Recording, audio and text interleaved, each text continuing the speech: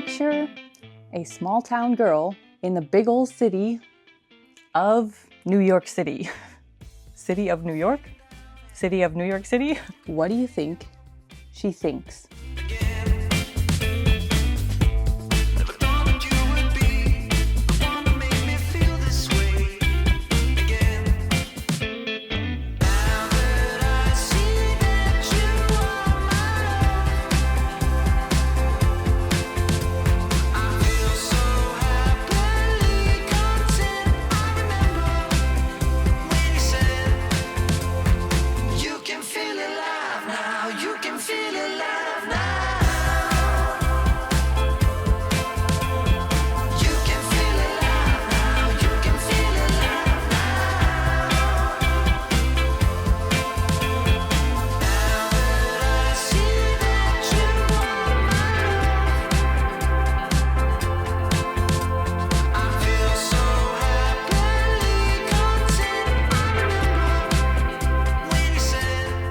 Hey, my name is Darz. Welcome here on this channel. We go big or we go home. Well, scratch that. We actually just go small. But small incremental steps equal big, large goals, achievements, things, right? We grow, we learn, we get out of the comfort zone. New York City, I've actually been there a couple times before, but this time was different. So I shared one of my big eye-opening learning experiences, something that I realized when I went to New York City recently.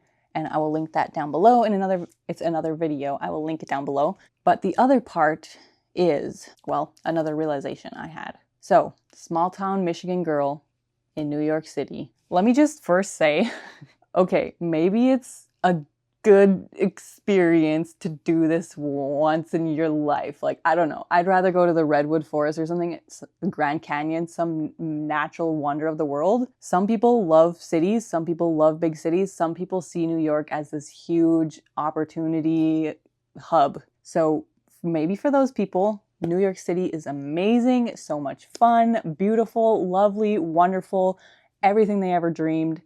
But for this girl, hot take, Times Square, not that cool. You can feel it live now, you can feel it live now. You can feel it live now, you can feel it live now. This was my third time there, but even the first time I went, I was like, this is it? Is this literally it? Times Square? Not that cool. But anyways, before you hate me for that, let me share the other thing. So it wasn't so much actually being in New York City, but the group of people that I spent my week with. I spent the week filming behind the scenes a foundation, a group of people that were going around to the film festival, like having talks and giving presentations, I guess. I was basically a one-man documentarian of what they were doing and talking about. So, of course, I got to listen to everything as long as I was able to focus on my videography and listen at the same time, which I was more or less, maybe 50% of the time, but I heard some interesting stuff. I met some cool people. Anyway, in between talks, I talked to these people a little bit, not as much as I probably would have wished to, but let me just give you a little bit of background. So the small, tight-knit community that I grew up in, I think low-key we're a little bit afraid of cities. Just because we're not used to the environment and you hear on the news like, oh, robberies or, all these things. And obviously, since it's a higher concentration of people, it's going to happen more often than like in a small town. We grew up, we didn't lock our front doors. We didn't lock our car doors. We left our keys in our car. Like, still to this day, some of my family members do that. But, I've lived in Nicaragua and Dallas in different places that you wouldn't want to do that. So I've kind of gotten out of the habit of that. That's a little bit of a side tangent. We're all kind of used to the same lifestyle, the same routines, same kind of things. Some people do crazy things like live in North Dakota and work for 2 weeks and then come home for a week to Michigan. And then you got to do what you got to do to work and survive. And a lot of people want their families to grow up in Michigan, but their work is in North Dakota, for example, because of the oil field work or other places. But for the most part, a lot of the moms are stay-at-home moms, or some of them are working moms. The dads work for the family. There's a lot of side entrepreneurship stuff happening. to make ends meet. There's not a lot of like traveling families or moms who go into the world. I don't know. And me as a mom with 2 little kids, I got married very young, had kids. I think I was like 20. Oh gosh. How old was I when I had my firstborn? Oh my gosh. I was like 23, I think, when she was born. And I never made a career or went to college. I didn't do any sort of fancy stuff before I had my child. I was just gonna go right into motherhood and probably stay-at-home mom / maybe some entrepreneurship stuff myself. That's basically all I knew. Like, I'd never heard of like so many different lifestyles. So don't worry, I'm getting to it.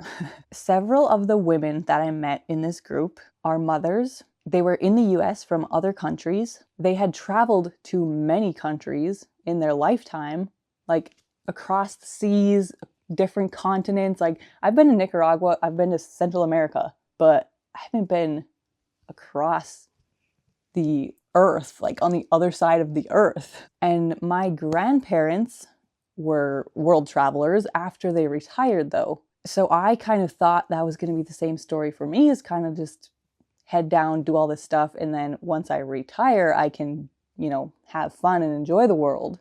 Because I have definitely a traveling spirit fire inside of me that I want to go all over the place. And I just thought I will be stuck in what I'm doing, and I don't really necessarily like to phrase it this way because stepping on people's toes, whatever, people might be hurt about whatever I say. But part of why I have struggled with my current phase of life is because I feel a little stuck. Like, I have to live life a certain way while I'm in this phase of life, and I can't do anything different until, my kids grow up and are able to fend for themselves, like, 18 years old, move out of the house kind of. And so I've kind of shrouded my vision, like cut off thoughts of certain things because I thought there's no way I can do that right now. But I met mothers who are traveling,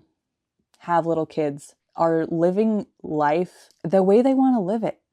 Life is too short to wait till the next phase to be able to do things that you want to do. Yes, there are responsibilities, but sometimes you can still take care of your responsibilities, and it doesn't have to be either or. It can be and. You can figure out different ways to do things.